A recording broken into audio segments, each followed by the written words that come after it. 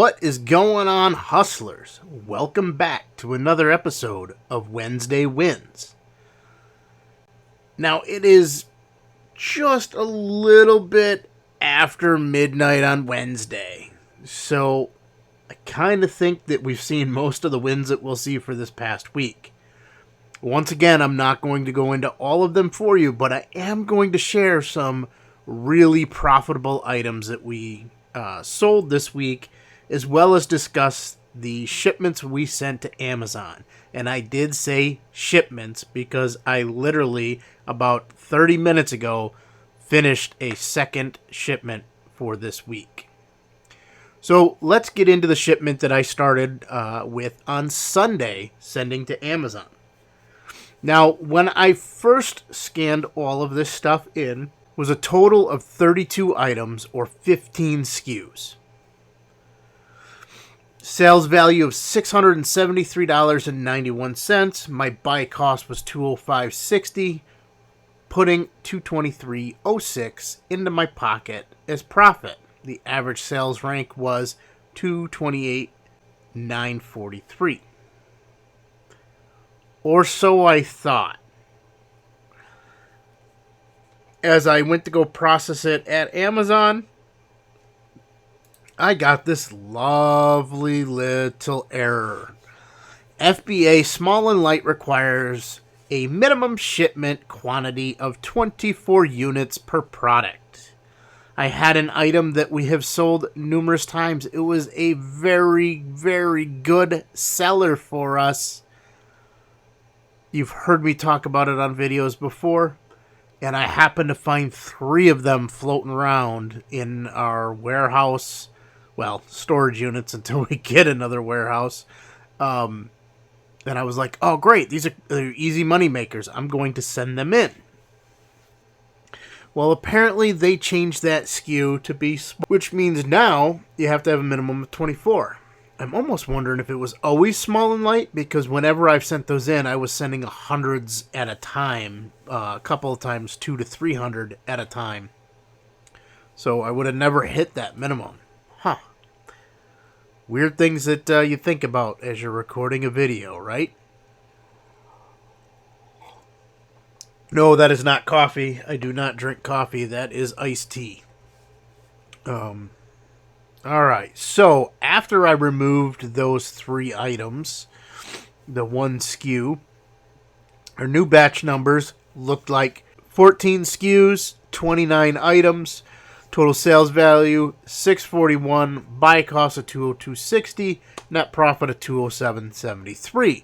Now, if you notice, those 3 items took away some decent profit.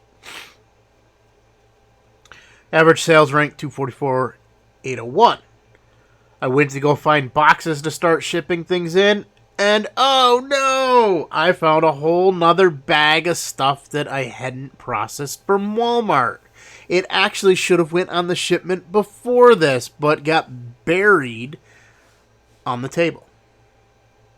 So, having a clean and organized work environment is key to your success so you don't lose stuff. So I added those items found in the bag to get our final numbers, where we had 20 SKUs, 39 items, average sales rank of $217,381, total sales value $790.40, buy cost $248.60, with a net profit of $256.09. A little bit of a difference adding that extra grocery bag of items from Walmart. So, as I process it through Inventory Lab, they wanted to send it to 8 different distribution centers versus me exporting the shipping plan and importing it into Amazon. It became only 3. So for this one, because I had received some feedback from some of you viewers, they wanted to know, what about shipping cost? Are you taking shipping costs out of your profits? Yes, I take shipping cost into calculations. Inventory Lab automatically does it on every item when they calculate this net profit. Into the Amazon fees, they are already calculating a shipping fee. So to break down what it actually cost me to ship these items. To go to Chester, VA from Syracuse for a 4-pound box was $4.90. To go to East Val, California from Syracuse, New York with a 9-pound box was $7.09. And to go to my favorite down just outside of Scranton, Pennsylvania, 24 pounds, $6.19. Cost me a total of $18.18. So when you factor that into the Amazon fees here, even if it wasn't, there is plenty of profit to pay for that $20 of shipping. You know, and I rounded up to 20 for those of you that want to say, but what about the gas money that it's going to cost you to drive to FedEx and drop these boxes off? FedEx is on my way of my daily routine. I drive by a FedEx office location at least 4 times a day. I drive past a post office at least 6-7 times a day, because I have the main post office distribution center right down the street from my house. In addition, I pass several other post offices in my daily routine. These are not out of my way to drop these things off, so I usually don't factor the extra pennies into the calculations.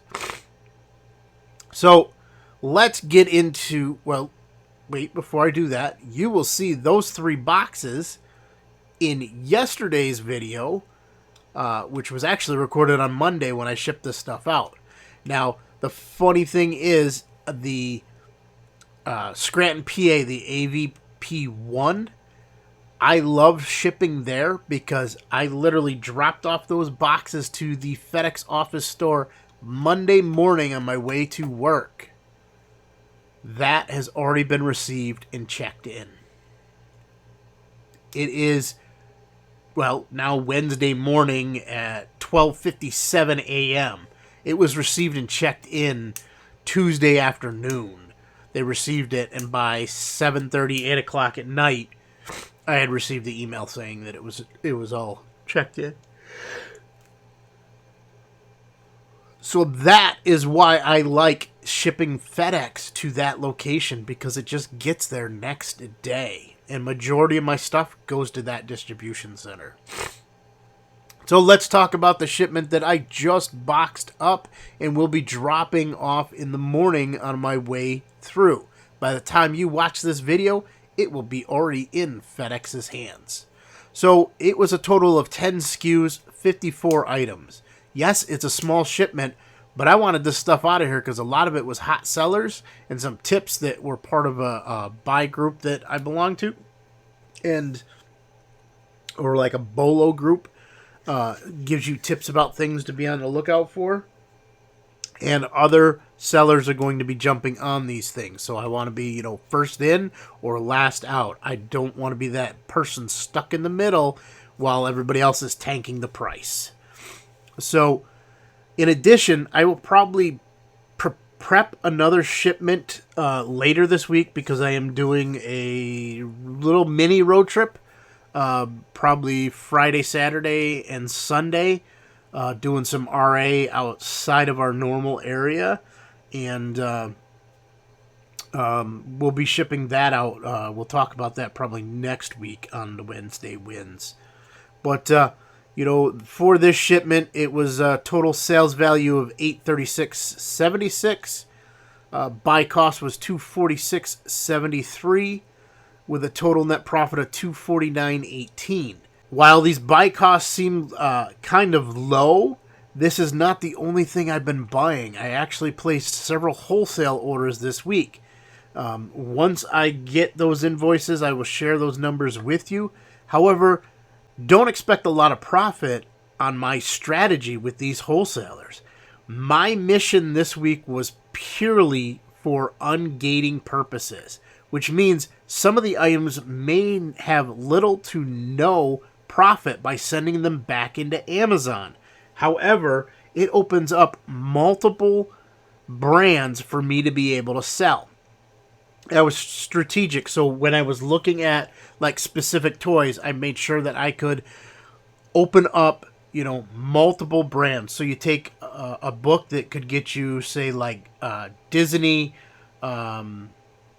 Star Wars, Mattel. You just would name off several major toy manufacturers that this would cover, and buying enough of those to be able to open up some of the areas that I'm still restricted in. So it was a strategy. I have other sources that I can offload that stuff to.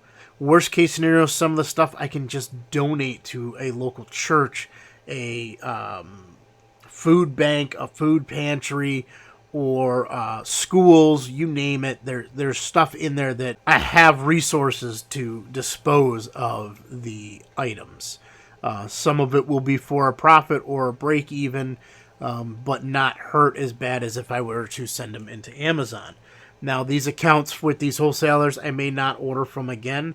One of them I haven't ordered from in probably almost a year, because I found that everything I was ordering, magically Amazon would come on the listing shortly after. It was almost as if the wholesaler was sharing with Amazon what I was buying. But, it's chances are Amazon's got buyers that are going through the same lists I was with tactical arbitrage and scanning, looking for items with profit. So, but anyways, back to this shipment. Wednesday Wins is not a vlog. Stop talking, Kevin. Come on, get on with the numbers. All right, so when I plugged all of this in, Inventory Lab went insane and said, hey, send those 10 SKUs to 11 different distribution centers. I was like, what? Now, I did the same process. I export my shipping plan. I put it in directly to Seller Central, and Amazon was still a little crazy saying send them to 4. I was extremely happy when I saw this very first one. 1 SKU, 2 units, going to 1 distribution center. I had 2 oversized items, the same item that I picked up. Hint, hint, hint. It is a talking potty chair put out by Fisher Price. I found 2 of them in a Walmart clearance down to $15. I couldn't pass on them. I could not pass on them. Yes, they're oversized, but they're still considered small and lightweight, which was nice. And they both went to the same distribution center, and they fit. Both of them fit into a Home Depot medium-sized box. So I was quite pleased with that. So the other items got broken up and sent to multiple distribution centers, including my favorite right outside of Scranton, PA. So when we break down the shipping on this one, because I received another message since I wrote out the top section of this on Sunday, asking somebody why I don't disclose whether I ship FedEx or UPS or what type of box I'm putting it in. People want to know the details. How are you... Whoa, just throw the pen at me. People want to know the details of every little maneuver that we make in order to shave some profit. However, you'll see one of them on here. I was tired and I didn't feel like looking for a box, so I actually cost myself a couple of bucks. But let's take a look. The first distribution center we sent to, and that should be GSP, not DSP. Wow. Let's fix that. Was a 14-pound box. Remember, there was 2 of those oversized items in there. If I were to ship it UPS, it would cost me $10.21. However, FedEx was $6.90. As I alluded to earlier, both items fit into the Home Depot medium-sized box. Chances are, if the numbers were relatively close, I would have gone with FedEx anyways, because it's not out of my way. Going to UPS is a little bit out of my way. So the second distribution center in glorious Texas was a 3-pound box. I recycled an Amazon box and put the 7 items in there. If I would have shipped it UPS, it would have been $5.71. I went with FedEx because it was slightly cheaper, and I'm already going to FedEx. So the next one, going to Illinois, it was a 5-pound box for 9 items. UPS would have been $604, FedEx was $502. I used a Home Depot extra small and cut it in half. That's right, get yourself a RESIZER. I'll put a link in the description. Go get yourself one of these box resizers. They will save you countless times. Cut down on that wasted space. And to my favorite distribution center, 18 pounds across 2 boxes. Yes, 2 boxes. Because I was lazy and didn't want to go to the garage and dig for a box because I'm tired. If I were to send it UPS, $9.96, and it would take 2 to 3 days for it to get there. I love shipping to that distribution center with FedEx. You heard me say it earlier. I ship it out, and it is there the next day. $9.19.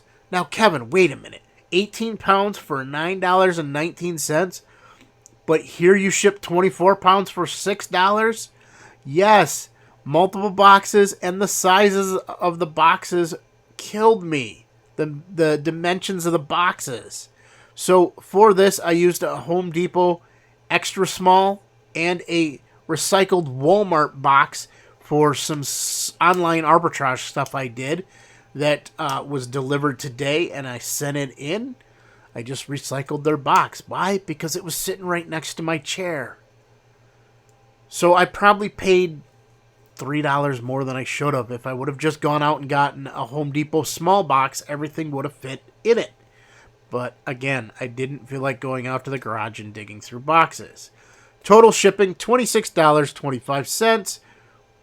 Like I said before, it is already factored in by Inventory Lab on every item. However, if it was not, I would still have room in my net profit to cover the shipping. Let's get into some sales. I know that's what you're waiting for. You want to see the dollars. Show me what you're selling.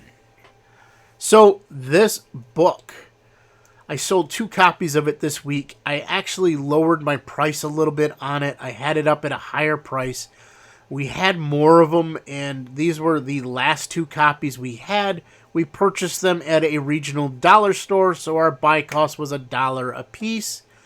We got $11.69.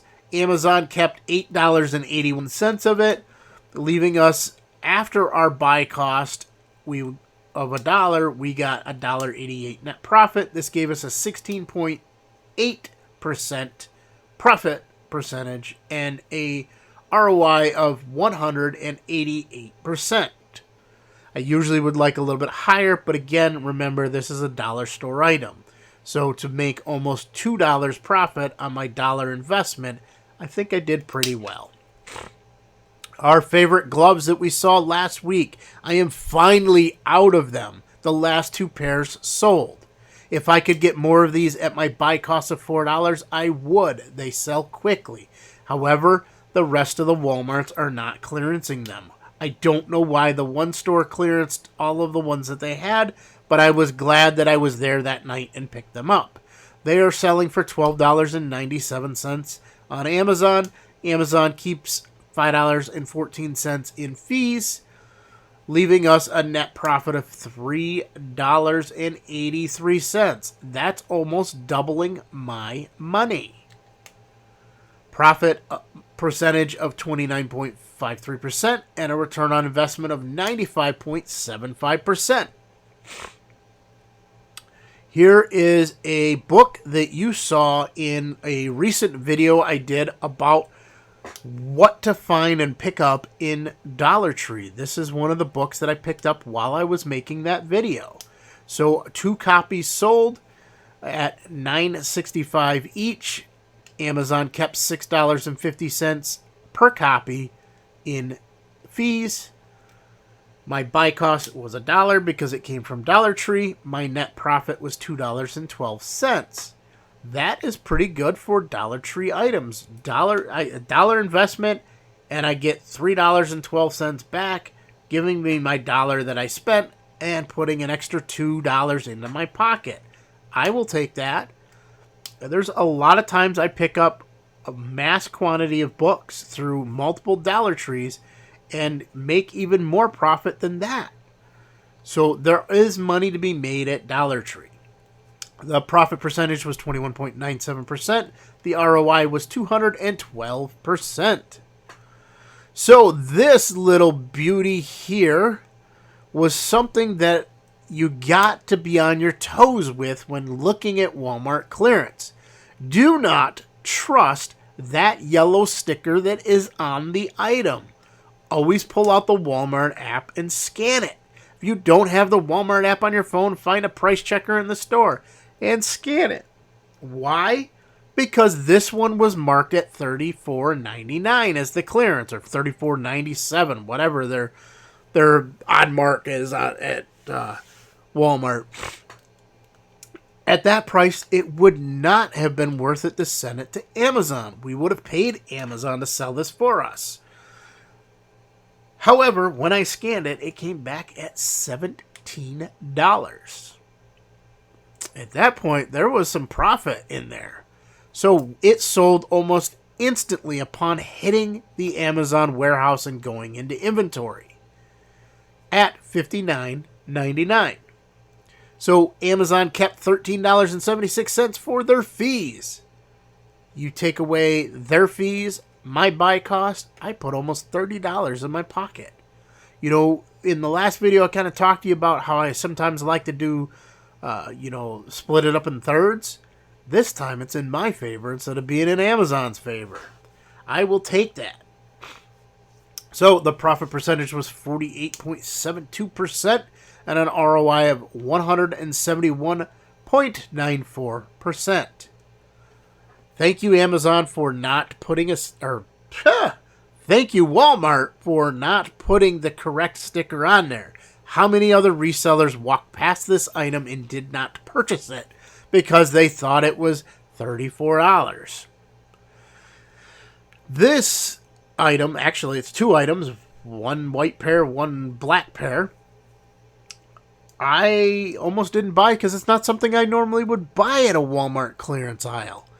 There was some socks sitting there, and I debated whether or not to even purchase these because at the time there was none in stock of either color on Amazon. And it was iffy on the graphs from like Keepa and everything else. The sales history really wasn't there. I couldn't tell if they were really selling at that price or if that was, a reseller's dream to get that price. It was tough, and I had to make a gut decision in the store. And I decided, hey, there was two pairs of the white and three pairs of the black. You know what? Let's just take the gamble and go with it because there was some room for error. Not much room, but there was a little room for error. I was glad I did. These things started selling on Prime Day. Both the white pairs sold to one person at $25 a piece. The black pair sold a little bit later, and I did not feature these in last Wednesday's video because the white ones would have been that week. Because I had already had a few items in there, and I had recorded that video a few days before, so I really didn't get any of the stuff from Prime Day. So you are getting all three of them wrapped up into this video. My buy cost on each of these was $7 each. Not $7 total. If it was $7 total, then I'd be laughing all the way to the bank. Amazon kept $12.91 in fees, leaving me a net profit of $5.07 per pair sold. That's a 20.33% profit percentage, or a 75.5% return on investment. Sometimes you just have to trust your gut. So we have two mystery items this week, and no, I'm not showing them to you because I still have some up for sale, and I still have the ability to source several of these. So when we look at mystery item number 1, the sales rank is 156,703 in health and household.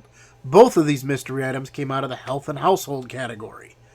So they sell for $24.97. My buy cost is $7.50, leaving me a net profit of $10.53. I did not grab the Amazon fees on that, but you can do the math and figure it out. Profit is $42.17. Return on investment is 140.4%. This is an everyday item that is found at multiple stores.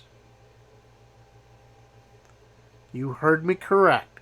Everyday item found at multiple stores. This is not a clearance price. This is a regular shelf price. Ding ding, replenishable. Mystery item number 2 has a sales rank of 98,739 in health and household. Sells for $8.99 on Amazon. My buy cost is $1, leaving me a net profit of $3.65. They're found at a regional dollar store around me, and I sold 15 of them. Yes, 15 of them. If I could get cases upon cases of these, I would be happy to send them in. They sell relatively quickly. My profit percentage is 40.6%. My return on investment, 365%. Yes, it's not a lot of profit on a single one, but you got to remember my buy cost is only $1. And when you can sell multiple of them across the course of a week, you do quite well. Let's check out eBay. How did eBay do? Well, if you watched the video from yesterday, you know that we had several eBay sales. What is nice is they're quick sales. This game was one that was featured in a garage sale video just last week, 2 weeks ago, when we were at the garage sale, and the buy cost was $2. I had listed it for $29.99 last Wednesday evening, and it sold on Saturday morning. I received an offer for $19.99. Now, I am no fool. Somebody's offering to buy it. There's several other listed. I gladly would take your money. I don't want to sit on this thing. It cost me $8.25 to ship it because I wrapped it up in bubble wrap and made sure that it was not going to break. Between PayPal and eBay, they took $3.71 in fees. That leaves me $6.03 net profit on a $2 buy on a used item from a garage sale. Yes, you can make money doing this. Why are you sitting home watching YouTube? Get out there and hit a garage sale. Get out there, hit a thrift store. Get out there, hit a retail store. Shop on the computer. Make money. So that gives us a 43.19% profit and a 58.83 return on investment.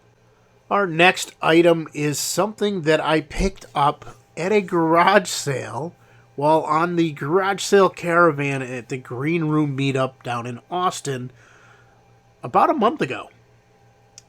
I had to wait for my box to arrive, and then the box sat there, and I tripped over it and tripped over it and tripped over it. And finally decided to open it up and list some stuff out of it last week.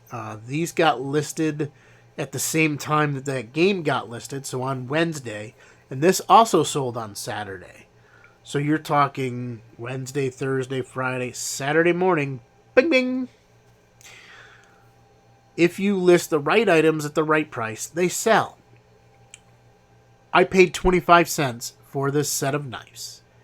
It is missing one of the blades, and it is missing the handle. If everything was there, this would sell for $100. I listed it at $39.99. The person didn't send a best offer. They bought it.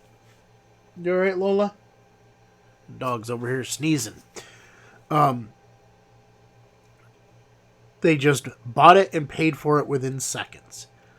Cost me $7.49 to ship it. It did have a little bit of weight to it. They are quality knives. They're made in Japan.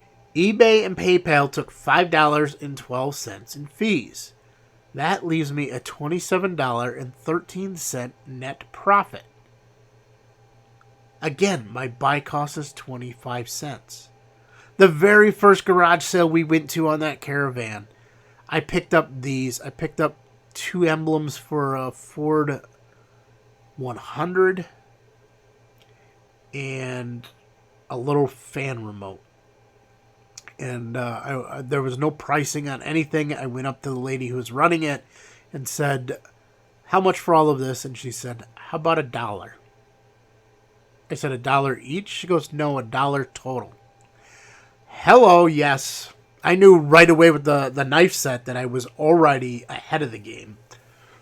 So, cannot complain. That's a 210.96% profit and a 350.52% ROI. This item, ha! You want to talk about a fast seller? I literally listed this Sunday afternoon, almost into the evening time, probably like around 5 o'clock.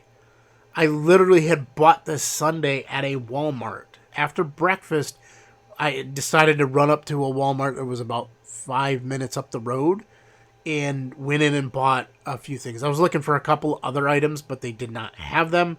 And I decided, hey, I'll take a gamble with this guy. I've sold some in the past. The Halo series usually does pretty well. It was clearance down to $4. They were selling on eBay for $11.95, $11, $12, $13. They're all over the place. I put mine up for $11.95.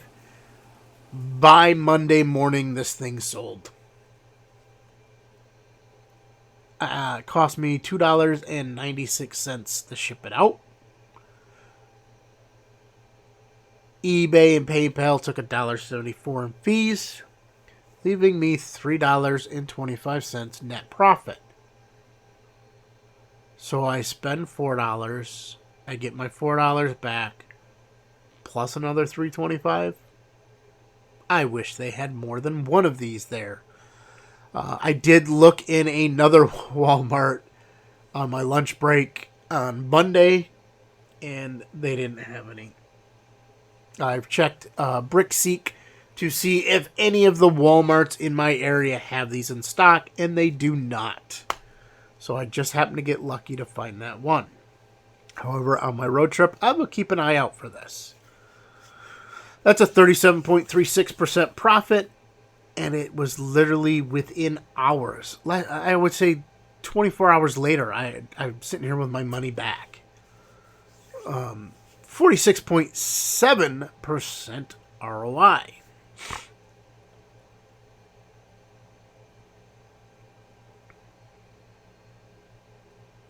I don't know if these calculations were done right. Some of these ROIs seem a little low.